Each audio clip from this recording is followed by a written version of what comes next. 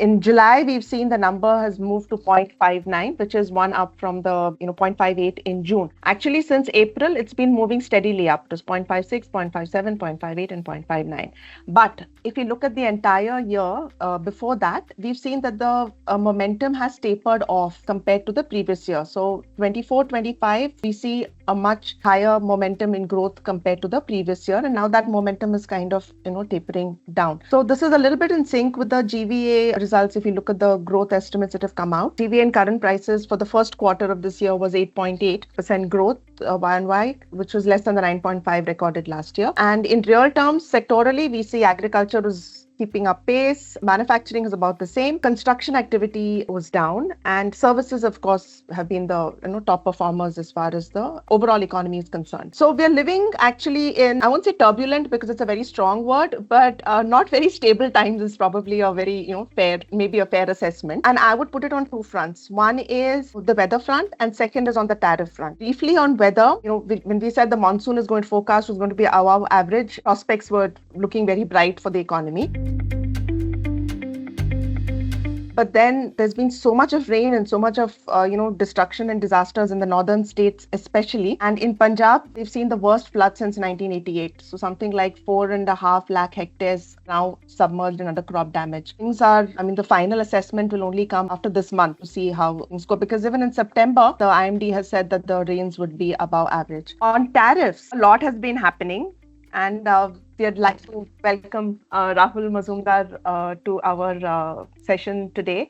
He's the Deputy General Manager with XM Bank and has very deep expertise in understanding the India's trade sector. Good afternoon and welcome. Thank you. And when I was reading your LinkedIn last month, you had written this a report. You brought out a report, Impact of Tariffs. But you began it with a very personal feeling where you've written that saying that honestly, there's a sense of fatigue seeing Trump's tariff excursions every week. Updating its impact is also taking a toll now. And you said, I'm eagerly waiting for these tranches of announcements to end and Trump to be satisfied. So I wanted to begin by asking you, how do you feel now that everything is kicked in, kind of? See, as far as Trump is concerned, I think it's going to be there. He started his tenure just around, let's say, 8 months past, and he has still a long way to go. And he would like to make the most of it because he has been in business in whatever he would like to do from the very first time he has taken over as the President of the United States for the second time. India is gradually coming to terms with it. Because a 50% tariff was something that India was not expecting at all. We believe that we had a good relationship with the United States, and we would be somewhere or the other, we would tie a knot somewhere or the other, meet the people concerned in both sides of the geography and see how best we can work around it. One thing that has always been a concern with India in terms of global aspects are concerned in terms of trade, and that has happened multiple times in WTO norms and discussions also, has been agriculture. So the agriculture is something that is very close to any of the developing countries that may be concerned, whether it be India, Indonesia, Brazil, and India was always one of the front runners who have been protecting for the developing South or the global South that it has been there. Somewhere on that, Trump would have believed that it would be able to make some gateway into Indian agricultural sector because it's a huge one, and that would get inroads, whether it be, I would say recently India has stopped importing certain crops from there, from US, and that is again being impacting Trump for that matter. One thing that has happened to some extent now and not to larger extent is services sector. So now Trump is looking on mostly US. This entire thing is going around the goods sector, merchandise goods. They have not yet looked at the services sector part of it. And the services sector, if at all they get into the services segment of it, then India will have to really pull up its socks because it will not be able to take US for that granted. Because now what is India is trying to do with US is that, okay, we are not getting in terms with some things. You be your way, I am being on my way. But the moment the services is concerned, because if you see India's overall exports, goods and services together, it had crossed $800+ billion. It was the highest ever. Now it has only been possible because of the services sector. It was not because of the merchandise goods. So merchandise goods, if you see, pre-COVID, it was around 3, or it is a financial year 20, sometime that March, and we of course started the COVID thing entirely March onwards. So financial year 20, India's exports merchandise was on $331 billion, which then moved to $450 billion in financial year 23, and then 437 last year, and again it is on 437 point something, some $1 million fall this was there. So we understand the merchandise goods is not that is which is thing that helps India's growth. It is on the services sector, whether it be remittances, whether it be IT and otherwise. So these are the sectors which actually is helping India. Now, India, for that matter, Trump, what is intelligently be doing is it's ignoring few of the segments which are of his benefit, whether it be pharma, whether it be rare earth, whether it be some segments of the electronic industry, so semiconductors. So these segments which it is not touching. But these are also the segments apart from pharma, which India does not have that much strength in it. Whether we do not have rare earth, we depend on China. Semiconductors, we are just pulling our socks up, so still long time to go. And pharma is the only one. So generic pharma, that sometimes we export the largest amount globally, and WHO, we are one of the largest suppliers to WHO. So all those ways we are good enough. And that's something that he has not yet touched on. But what he has touched around the segments that are the labor-intensive industries, and where even MSMEs, for that matter, is highly involved in it.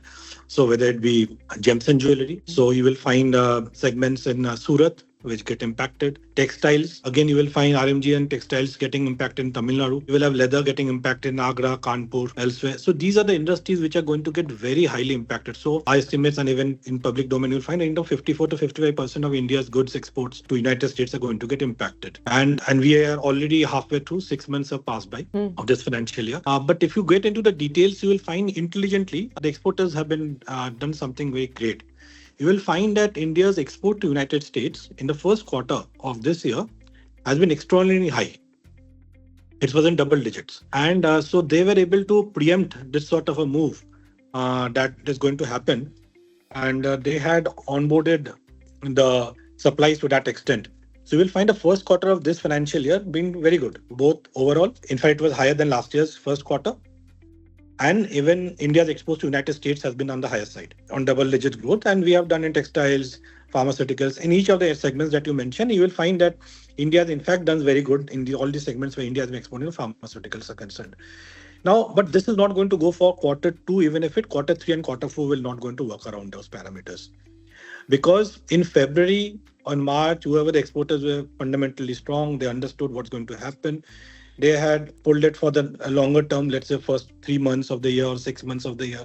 So assume even if quarter 1 or quarter 2 of this financial year could get less impacted, quarter 3 and quarter 4 is something they would not have been able to preempt it. So that way, overall exports, India's exports, we have done fine vis-a-vis last year's. Even if you take April to July, I think it was 144 billion and last year it was 140 billion or something around the same period. US per se, because 19% of India's exports goes to US. And these segments again in US market also have done well. But then what will happen going ahead is something that the government is trying to bring out various mechanisms through which it is going to plan out how it can do it, whether it be the GST for that matter, which is something that they bought it. But GST is something that whether it was, I do not know whether it's too little too late, because when it was announced in 2018-19, it was there. It was Lloyd of Tambo. We had we thought on, in fact, when I was discussing one of my colleagues, he was mentioning that मुझे तो लगा था कि GST, that was the best that we could have got. We never knew that the two rates are further have to be reduced actually. So then what was the excitement about 8 years back? Then if it is saying that this is the new regime that is there, so then what was it 8 years back? So now these are things that are coming in, and of course GST will not have that much implication to it might impact on GDP, but not to exports per se. That's something that's totally a different thing. But things are going to change. See, even European Union market is changing again. India has signed 3 FTAs. First FTA we had done with, of course, let me go back to 2010, 11, 12. We signed 3 FTAs. We signed FTAs with ASEAN countries, with 10 countries already, ASEAN nations. We had signed with Japan, we had done with South Korea. And we have burnt our fingers with all 3. We have a trade deficit with all. We have not done anything good for it. Time passed by, the new government came in, and then we had something called RCEP, Regional Comprehensive Economic Partnership. Lot of discussion around it, whether India should be a party to it or not party to it. Finally, India said, no, will not be a party to it. The reason being that we will not be able to be competitive. Time passed by, COVID came in, and now the new era of what US is trying to do. Amidst it all, you will find European Union for that matter, 19% exports to US, around 24-23% to even European Union market as well. Now, in last 3-4 years post-COVID, with India thought of again, initially they were critic to FTA. They thought, no, let's start again the FTA. We did with UAE, we did with Australia, now recently with UK. It said that we are having it in our own terms. We assume so because time will only show that how we are unable to do it. What we have understood that while we are engaging with many companies and whether it be MSMEs or otherwise, that many are not very aware of it, especially MSMEs. When you're not aware of these, the new things that are coming in, the opportunity that is getting created. Something new that has come in called a government procurement, which is opened up for all the three FTAs. For where tenders are going to get the limits that have been set up. There were some industries that have been came out of the radar, like defense and space and some others. I think pharma also to some extent. But most of the industries, government is opening up to government procurement. So should a government tender come in with a threshold limit beyond which these three countries can also bid for these tenders. So likewise, India can also. The fact of the matter is this: many companies are not even aware of this sort of a mechanism that is there in FTA. It provides both ways. So supposedly Indian companies are not aware of those opportunities that is there abroad, but overseas they are aware. So they will try and bid for India's tender projects. And we will be fighting it as competition. So awareness is another challenge that is also there when we see about exports per se.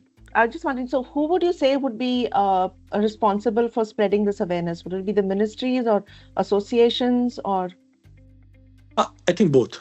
Both. Because one is that I think more will be with the chambers of commerce and the ministry associations, because that's what it's a big role to play. Many of these chambers are a part of the ministries also, whether it be Ministry of Commerce or otherwise. I think Ministry of Commerce, Ministry of Education is there. So these are industries. Ministry of Finance, some point they are party to it. They get funds from them. So it's a responsibility for the ministries in large ways to help these or ask these chambers to do the needful. And that will, because many of the MSMEs, see, when you see the way 45-46% of India's exports goes through these MSMEs. So they should be aware of these opportunities that get created. Otherwise, it will never be like we will be confined to our own market. Right. See, there's a lot been said about India's GDP being the fourth largest or will touch fourth largest by end of the year. Now, when it is being the fourth largest of the year, and you see it's about the goods and services, in simple language, you say the goods and services that is being produced in the country. So, and even when US these issues are happening, we say we will still be, instead of 6.5% GDP, we might touch 6%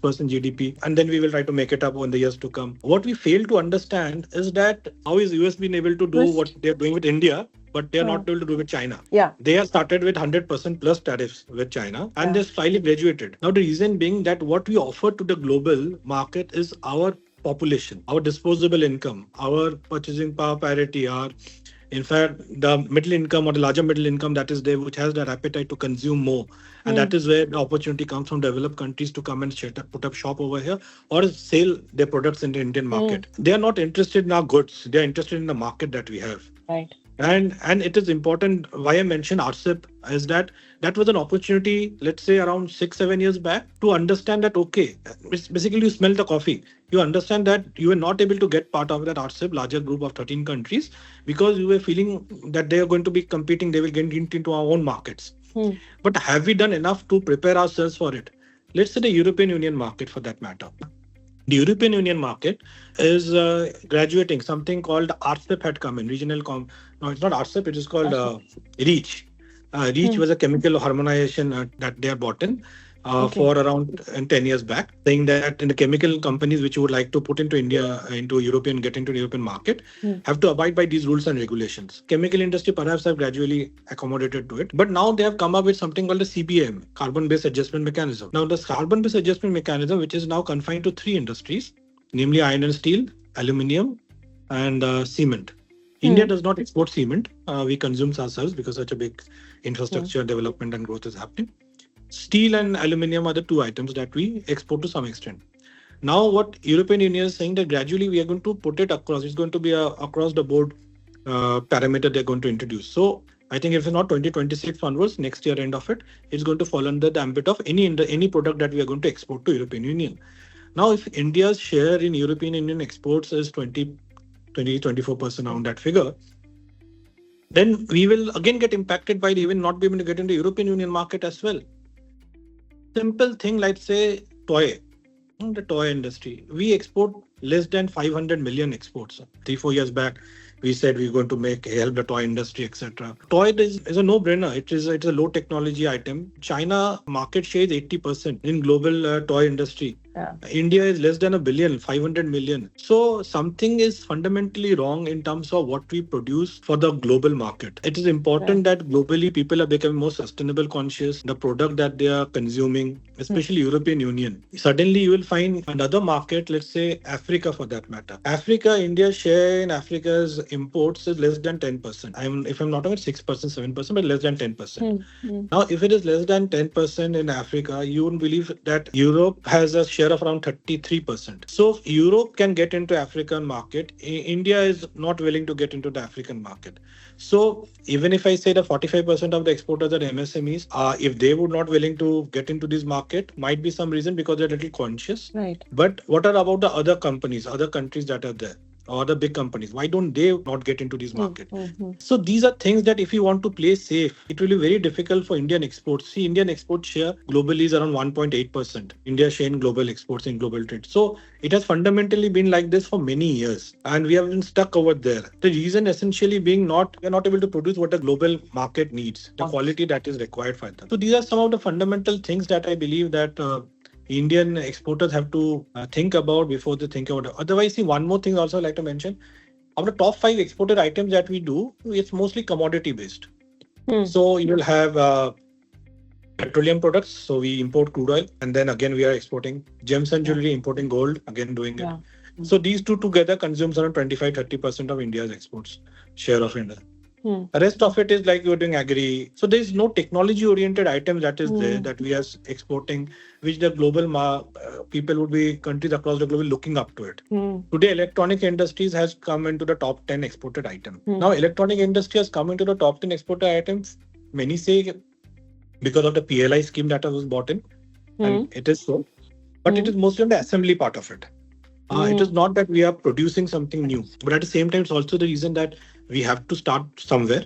And China started something like that years back, and today they are producing something of the technology items that they could have. So that fundamentally that is fine, but the hiccup is that we do not make items apart from pharmaceutical, apart from automobiles, and both these items came into the scheme in since 2000 onwards. In this decade, 2010, 2000 to 2010, 12, the pharma and automobile industry did fundamentally well, extremely well, and they have made a place for it. Today, you have best of the best automobile companies placed either in Chennai, Tamil Nadu, or Gujarat, or in Haryana. That was not the case 25 years back. So we have been able to get that sort of a market. And of course, as I said, the disposable income of the people makes that possible. But beyond that, apart from these two industries, most of the industries that we are actually among the top 10 is something that we have to think around and build a capability around it. So that's where we lack significantly. Trump has not touched three industries, Right. of which our strength remained only in one, that is pharma. Pharma. All the other industries, services is something, it has not come to his mind for some good reason, I believe. And the rest, all the industries have been impacted. So RMG textiles, we have been impacted big way. We have a good share of that into America, US. Yeah. Second is leather. Again, it's going to get impacted, and it's going to impact some of the clusters that are there will be impacted more. Gems and jewelry, textiles, leather. You will have, even to some extent, you will have some of the industries like chemical industry to some extent also. So these will be the industries, mostly the MSMEs that are there in these places are going to get impacted significantly. They may not have felt, as I said, first quarter, they may not have second quarter, but third and fourth quarter, definitely they will be facing this sort of industry. Another thing that we can now, the many times they said they should diversify away. You will find a lot of discussion there. Now, when you say the diversifying, it's not that easy. Now, when I'm saying that, okay, the US market has charged me with 50% tariff, so I'll go to some other country. Now, the fact of the matter is that, let's say, Bangladesh has 20% tariff, Cambodia around the 20%. Now, if I want to get into a X country in Europe, I will be competing against Bangladesh and Cambodia also, no, in that country. So the tariff rates are lower. Yeah. So it's easier for me to say that we diversify into another country which isn't demanding of any of these items, whether it be textiles, leather, anyways. But I will be competing with other countries where tariffs are lower. So it's not going to be an easy task for India to find a new market also. Whether it be UAE or Australia. Australia is a very small size country. The appetite for such goods is not that great. So I have to look to UK, where we are a trade surplus and we are an FTA. How best we can use that. incrementally something could possible. As I was mentioning, if Trump is here and his mind remains the same for the next 3.5 years, then things are going to be a little difficult for Indian exports to go ahead. Is the government looking at any very sector-specific schemes for supporting? Because diversification, it's a recommendation, but it's not going to happen, at least in the short term. So is there anything on the anvil? The government is something they call not only necessarily because of this Trump factor, but in February 1st, when the budget was announced, so something called the Export Promotion Mission, the government which was trying to outlay of 25,000 crores for the exporters. So that is something they're trying to build up, and they're going to announce soon. Okay. But that's not necessarily, to be fair to the government. It is not because of Trump per se, but for the exporters at large. But the things that they're going to bring it out is something that would have been nothing new. Means should have been bought much before if they are wanting to bring capabilities or capacity development among the Indian exporters. So this is something that was due for long. It's good if you're wanting to bring out. But more importantly is that, as I was saying, that MSMEs, or because a large company doesn't need so much of government subsidies, but these MSMEs, they should be aware how to avail these facilities. Yeah. Okay. Right. I was reading somewhere, like for example, many of these fintechs are coming in. So many of these companies, and they have these. You have sanctions done a limit of 1 crore within half an hour, and all these things are coming now. On one hand, there are so many MSMEs that are there. These MSMEs have to be acquainted with these mechanisms also. They have to trust this sort of mechanism. Not that physically you have to go there. There are things that can work around quickly, faster, and take benefits out of these schemes also. So MSMEs acquaintances with these new age markets, new age technology, new age business cycles are something that needs to be well told too. It was really good listening to you. Thank you a lot for sparing the time. Thanks a lot. Thanks a lot for having me.